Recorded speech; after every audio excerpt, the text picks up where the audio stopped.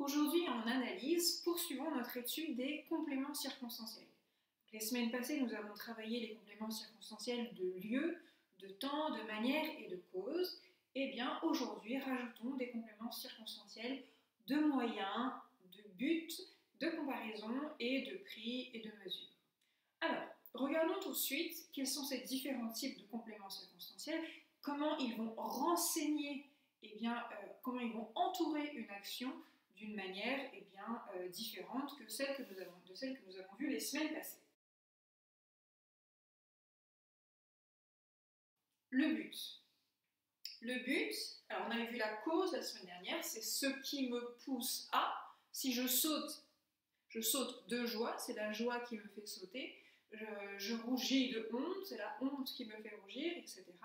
Alors si on a la préposition à cause de, c'est encore plus facile, mais la cause, c'est ce qui est la source de mon action.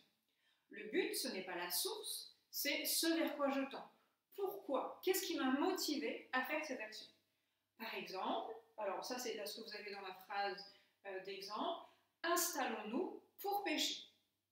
Pour pêcher, va être le complément circonstanciel, le but de la phrase. Pourquoi est-ce que je m'installe? Pour pêcher. Je cours pour me réchauffer. Et oui, il fait un petit peu frisqué, alors l'exercice va me permettre de me réchauffer. Alors vous remarquez que pour ces deux premiers exemples, pour pêcher, pour me réchauffer, ce sont des verbes à l'infinitif qui portent la fonction de complément circonstanciel de but. Pour plus un verbe à l'infinitif indique le but. On se souvient que le verbe à l'infinitif, c'est la forme du verbe qui se comporte comme un nom, et du coup, il peut avoir toutes les fonctions du nom. Il peut être sujet, pêcher est ma passion. Il peut être complément du nom, une machine à coudre. Et là, le verbe à l'infinitif est complément circonstanciel de but. Mais il n'y a pas que les verbes à l'infinitif, évidemment, qui peuvent avoir cette fonction de complément circonstanciel de but, comme par exemple dans la phrase « Le paysan prépare la terre pour les semailles », en vue des semailles. On peut avoir différents types de prépositions, mais là, de toute manière, le sens reste le même, c'est pourquoi, c'est en vue de quoi, quel est mon but, évidemment, c'est le complément circonstanciel de but. Voyons maintenant les compléments circonstanciels de moyen. Alors, parfois, la difficulté, c'est de ne pas confondre moyen et manière. Donc, regardons ce que c'est que ce complément circonstanciel de moyen. Alors, dans la phrase d'exemple de la leçon, vous avez « Tu me taquines avec une brindille ». Vous voyez très bien de ce dont il s'agit. Vous avez une brindille et par derrière, vous chatouillez l'oreille de votre camarade.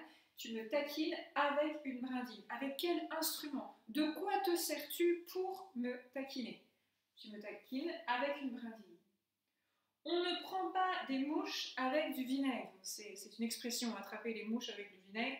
C'est-à-dire que le vinaigre, ça n'attire pas du tout. Donc si vous voulez attirer les gens, il va falloir utiliser quelque chose du miel et pas du vinaigre. Donc on ne prend pas des mouches avec du vinaigre. Si vous utilisez le moyen vinaigre, vous ne parviendrez pas à attraper les mouches.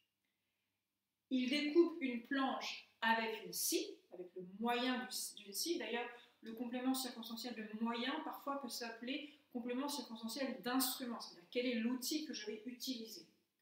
Dernier exemple, le forgeron façonne le fer à grands coups de marteau.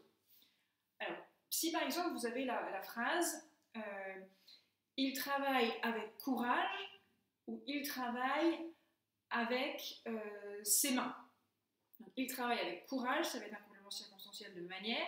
Il travaille avec ses mains, ce sera plutôt un complément circonstanciel de moyen. Généralement, la manière, c'est plus abstrait, alors que le moyen, c'est quelque chose de plus concret. C'est l'outil, l'instrument dont je vais me servir. Mais parfois, c'est vrai que ce n'est pas toujours évident de faire la distinction entre la manière et le moyen.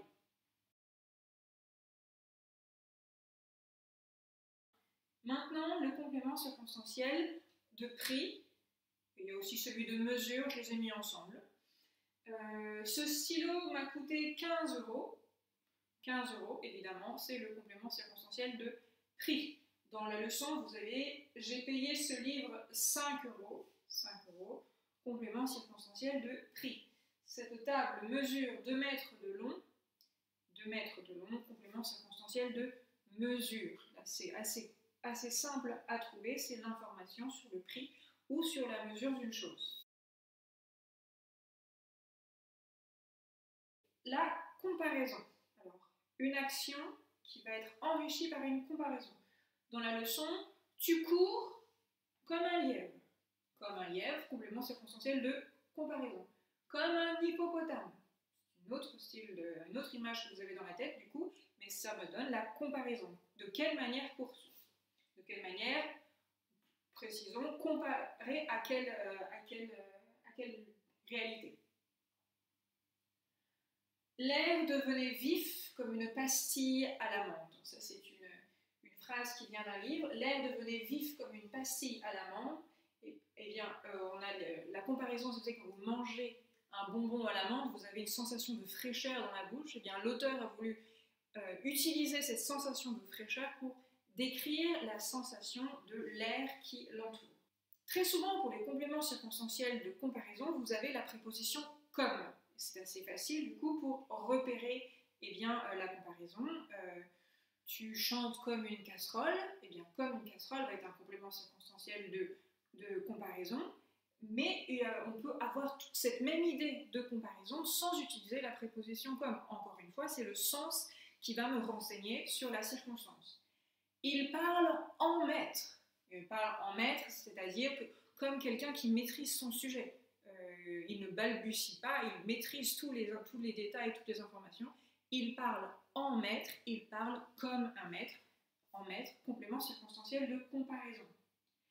Il marche à la façon d'un prince. Quand il se déplace, il a une allure princière, à la façon d'un prince, ou alors ainsi qu'un prince, ou en prince, comme un prince. Vous avez diverses manières de l'introduire, mais on a bien cette idée, on compare la démarche de quelqu'un à la démarche du prince.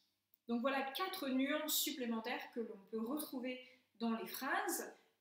Une information sur la raison pour laquelle je fais mon action, le complément circonstanciel de but, les outils, les moyens que je vais utiliser, complément circonstanciel de moyens, le prix, la mesure d'une chose, complément circonstanciel de prix ou de mesure, et aussi enfin la comparaison, cette action qui se réalise, je la compare à celle d'une autre réalité, complément circonstanciel de comparaison.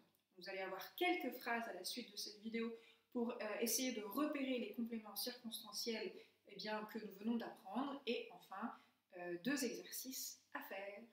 Bon courage!